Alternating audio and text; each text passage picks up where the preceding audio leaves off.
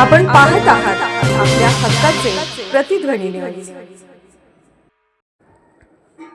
रस्ता देता का हो रस्ता? रस्त्यावर झुडपे तरी अधिकाऱ्यांचे दुर्लक्ष. रस्ता मोकळा करा. सामाजिक कार्यकर्ते अमीर हवलदार. ईश्वरपूर येथील शहरातील अनेक भागातील रस्त्यावर झुडपांचे साम्राज्य झाले आहे. उपनगरातील रस्त्यांवर झाडांच्या फांद्या रोडवर आल्यामुळे रस्ता दिसेनासा झाला आहे. त्यामुळे स्थानिक नागरिकांना त्याचा त्रास सहन करावा लागत आहे. तक्रार करून सुद्धा ईश्वरपूर नगरपालिकेचे स्वच्छता अधिकारी, कर्मचारी व सभापती याकडे कानाडोळा करत आहेत. ईश्वरपूर शहर हे तालुक्याचे मुख्य ठिकाण असल्यामुळे वाळवा तालुक्यातील आजूबाजूच्या वाडी वस्तीतील नागरिक शहरांमध्ये राहणे पसंत करत आहेत. त्यामुळे शहराची लोकसंख्या झपाट्याने वाढत चालली आहे. शहरातील प्लॉटिंगचे दरही गगनाला भिडले आहेत. शहरातील वाढत्या लोकसंख्या बघता वाडी वस्त्यातील नागरिकांचा उपनगरमध्ये वाढता कल आहे.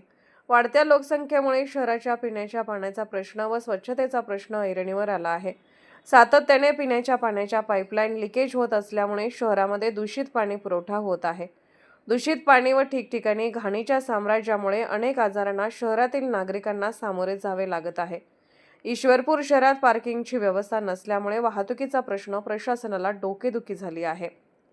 अशातच आता शहरातील उपनगरातील रस्ते झुडपामुळे दिसेनासे झाले आहेत. अनेक महिन्यांपासून परिसरातील नागरिकांनी शहरातील लोकप्रतिनिधींना व संबंधित अधिकाऱ्यांना सांगून सुद्धा याकडे कानाडोळा करत आहेत.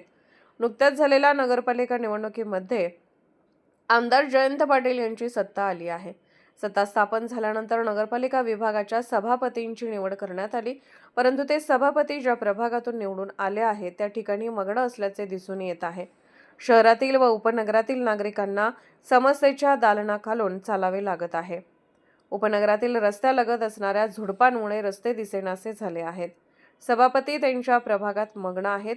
तात्काळ झुडपे काढावीत, अन्यथा नगरपालिकेच्या दालनात झुडपे आणून टाकू. अमीर हवलदार, सामाजिक कार्यकर्ते. आपण पाहत आहात प्रतिध्वनी चॅनल. अशाच बातम्या पाहण्यासाठी आमच्या चॅनलला सबस्क्राईब करा आणि बेल आयकॉनवर क्लिक करा.